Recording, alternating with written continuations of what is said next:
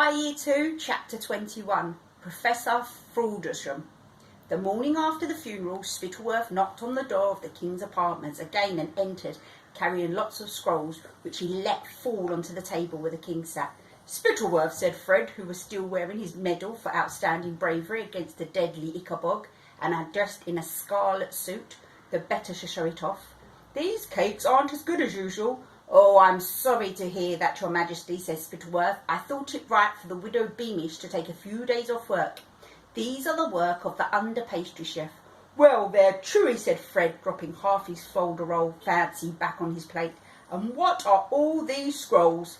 "These, sire, are suggestions for improving the kingdom's defences against the Ichabod," said Spittleworth.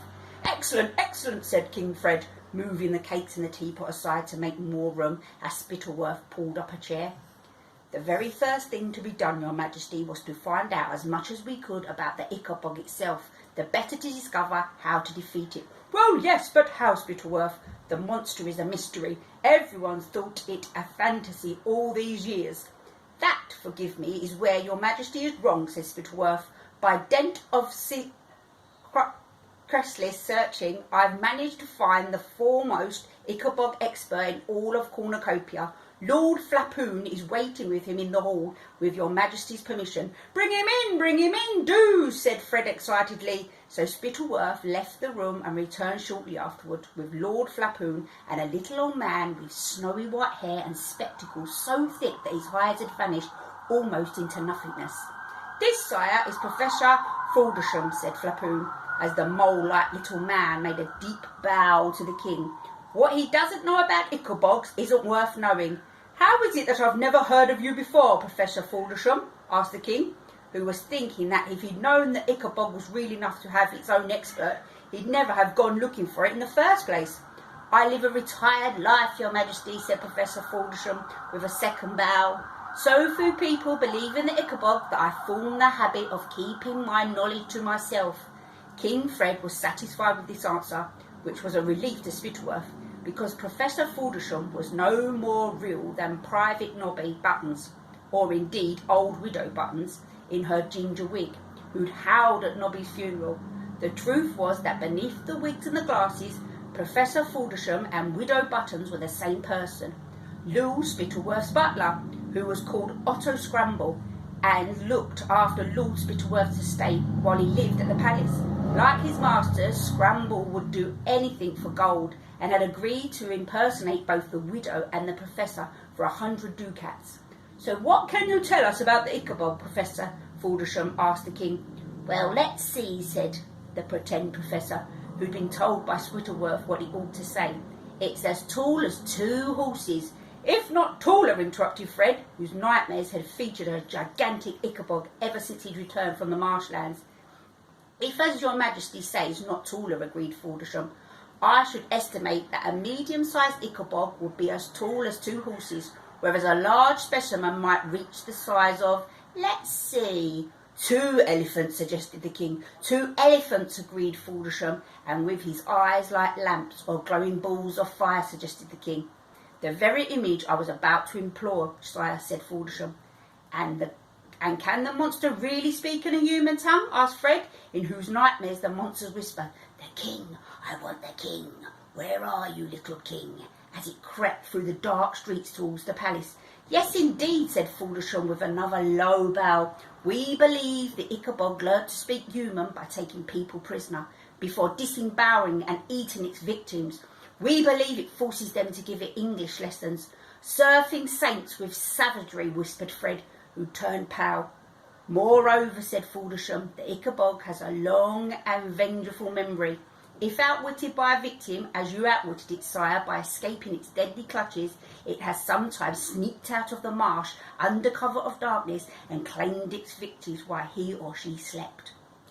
Whiter than the snowy icing on his half-eaten folderol fancy, Fred croaked, "What's to be done? I'm doomed." "Nonsense, Your Majesty," said Spittleworth bracingly. "I've devised a whole raft of measures for your protection." So saying, Spittleworth took hold of one of the scrolls he brought with him and unrolled it. There, covering most of the table, was a coloured picture of a monster that resembled a dragon. It was huge and ugly, with thick black scales, gleaming white eyes, and a tail that ended in a poisonous spike.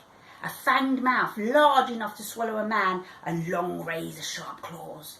"There are several problems to overcome when defending against an Ichabod," said the Professor Faldersham, now taking out a short stick and pointing it turned to the fangs, the claws, and the poisonous tail.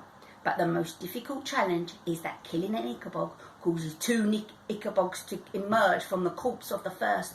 "Surely not," said Fred frantically.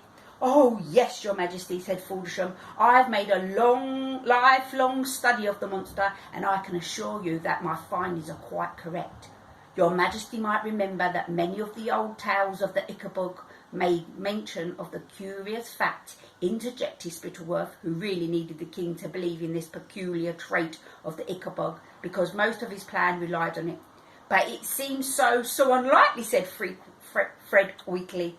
"It does seem unlikely on the face of it, doesn't it, sire?" said Spittleworth with another bow. "In truth, it's one of those extraordinary, unbelievable ideas that only the very cleverest people can grasp, whereas common folk, stupid folk, sire, giggle and laugh at a notion." Fred looked from Spittleworth to Flapoon to Professor Faldersham. All three men seemed to be waiting for him to prove how clever he was, and naturally he didn't want to seem stupid, so he said, "Yes, well, if the Professor says it, that's good enough for me. But if the monster turns into two monsters every time it dies, how do we kill it?" "Well, in the first phase of our plan, we don't," said Spittleworth. "We don't?" said Fred, crestfallen. Spittleworth now unrolled a second scroll, which showed a map of Cornucopia. The northernmost tip had a drawing of a gigantic Ichabod on it. All around the edge of the wide marsh stood 100 little stick figures, holding swords. Fred looked closely to see whether of any of them was wearing a crown, and it was relieved to see that none were. "As you can see, Your Majesty, our first proposal is a special Ichabod Defence Brigade. These men will patrol the edge of the marshlands to ensure that the Ichabods can't leave the marsh. We estimate the cost of such a brigade, including uniforms, weapons, horses' wages, training, board, lodging, sick pay, danger money, birthday presents, and medals, to be around 10,000 gold ducats." 10,000 ducats, repeated King Fred. "That's a lot of gold. However, when it comes to protecting me, I mean to say when it comes to protecting Cornucopia, 10,000 ducats a month is a small price to pay," finished Spittleworth. 10,000 a month, yelped Fred. "Yes, sire," said Spittleworth. "If we're to truly defend the kingdom, the expense will be considerable. However, if your Majesty feels we could manage with fewer weapons—" No, I didn't say that. Naturally, we don't expect your Majesty to bear the expense alone," continued Spittleworth. "You don't?" said Fred, suddenly hopeful. "Oh, no, sire. That would be grossly unfair. After all, the entire country will benefit from the Ichabod Defence Brigade. I suggest we impose an Ichabod's tax. We can ask each household in Cornucopia to pay 1 gold ducat a month. Of course, this will mean the recruitment and training of many new tax collectors, but if we raise the amount to 2 ducat, we'll cover the cost of them too."